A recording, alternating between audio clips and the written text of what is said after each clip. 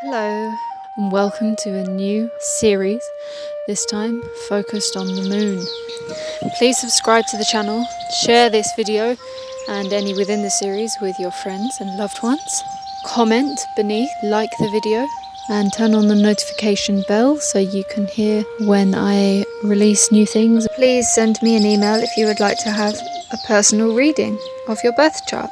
This is my great passion and I love doing it, so thank you so much for tuning in. It brings me so much joy to share this amazing art science with you during this new Aquarian age that we're in. The moon is at home in Cancer and at home in the 4th house, so these are themes of family, mother, home, the heart, emotions. So I hope you enjoy this exploration.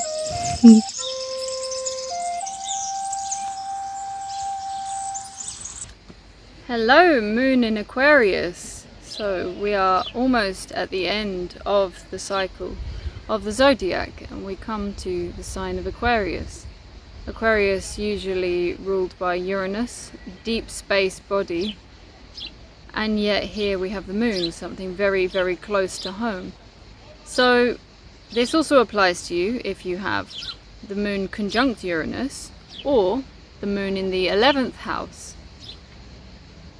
So, with the moon being representative of our emotional bodies, and with it being far flung into deep space, sometimes it can be quite difficult to access the emotions with this placement.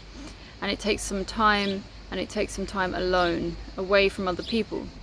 This is air, so this is fairly empathic and in touch with what's happening around it, and particularly here in the 11th house, very much to do with what the collective is doing and what the collective is feeling.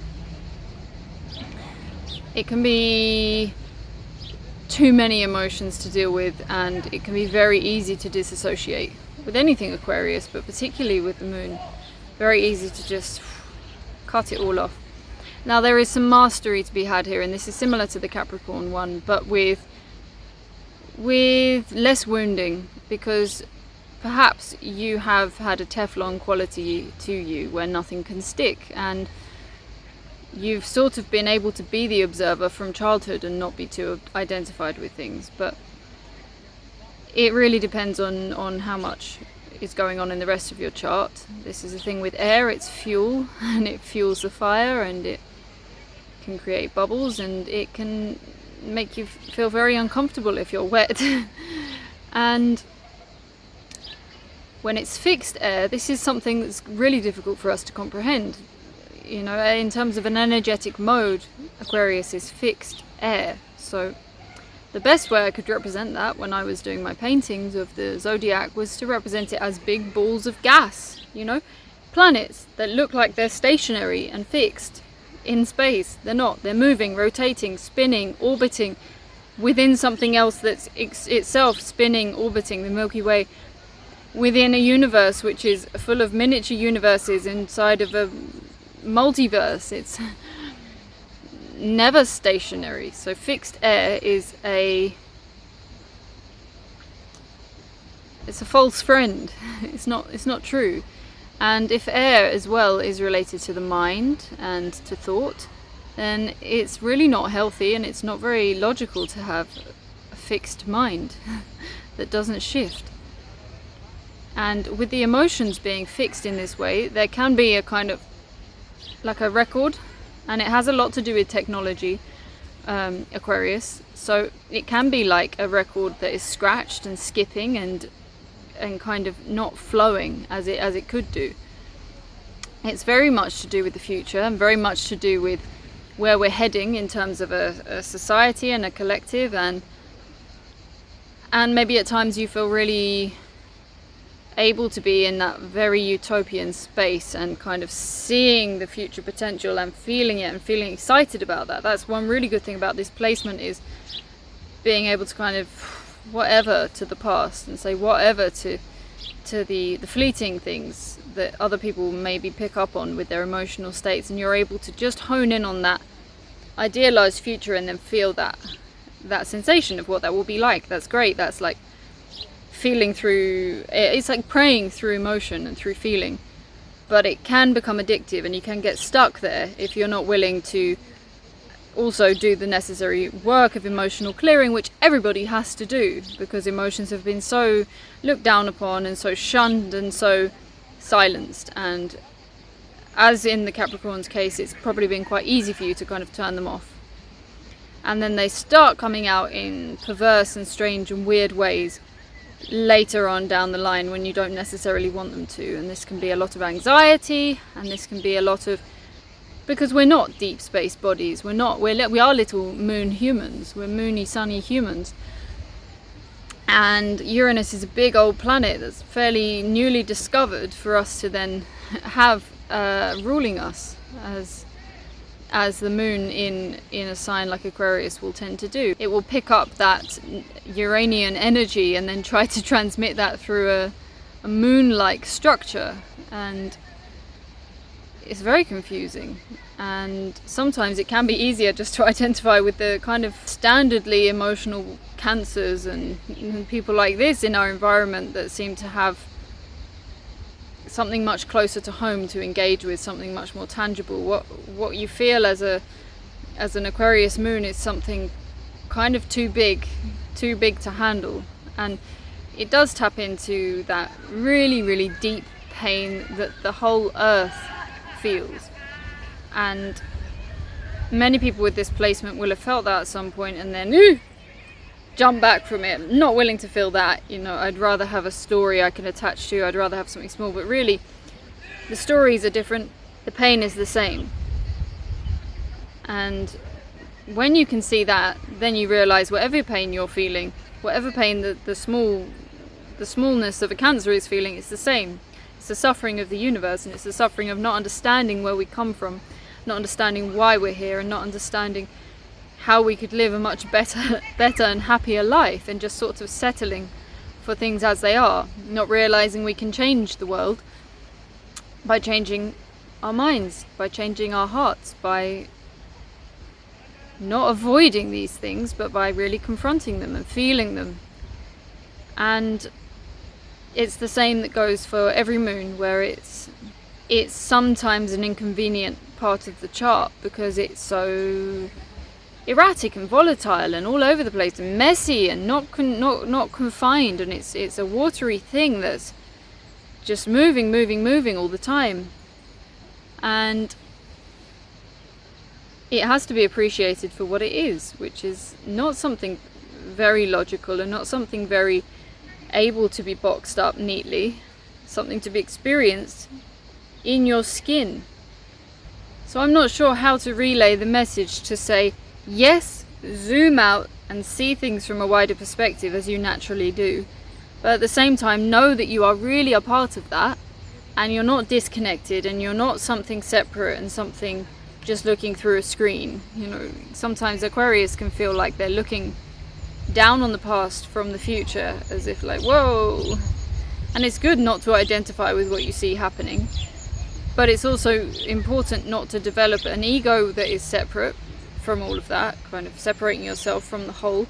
And it's important not to disassociate to the point where you just feel numb, because you still have feelings of your own, you still have childhood trauma, you still have a history of things that you've picked up along the way that needs to be seen for what they are and allowed to be released in a comfortable and safe environment, or maybe not so comfortable. Because the thing with these space giants, if I say, well, Aquarius relates to huge planets that seem to be floating still in space, no, they're moving, they're volatile. If you look at Venus from the outside, she's pretty and she's pink, and then you go in and her atmosphere is 400 times denser than here, or it's just a mess. It's terrifying, but we can see something from the surface as being nice and kind of put together, but there is something going on underneath. But Aquarius is not scared of that. It's not intimidated by the alien quality of something, where we as our child self, which is what the moon is, it's our childhood self, can be very, very scared of anything and everything. And I think we forget how many things scared us when we were children, because we transcend those fears and we move on. And maybe into adulthood we've still held on to many of them subconsciously, but quite a lot of them, you know, getting into a car, crossing the road, cooking for the first time, all these things that we were so scared about, we overcame them. And I think it's important to realise that there was not a stage we got to when we were 12 or 15 or 18 where we just stopped. We had no fears and then we stopped learning. No, we still have fears and we still need to learn, but the fears become subtler and become less physical, more emotional and more tangible. Anything Aquarius is so much more interesting when it actually engages with the emotions and then does its analysis, not just from a scientific perspective, as in, I am separate from this thing, I am part of this thing, wow, how am I interacting with this, and what's my influence? And it is an influential place. Aquarius is very far along in terms of the zodiac. It's experienced a lot, and with this as your moon placement, then you can really learn to embody that and not hide from it, not run from it, not take advantage of the fact that it's kind of easy to distance yourself from your emotions here. Actually grab them by the horns and say, right, I'm ready to do the work. And I know I've got the capacity to be able to face everything because I'm deep space, baby. I'm an alien, like I'm a freak. So I've got no fear. What is there to fear? And if you look logically at the things that you overcame as a child, and you'll laugh at them now.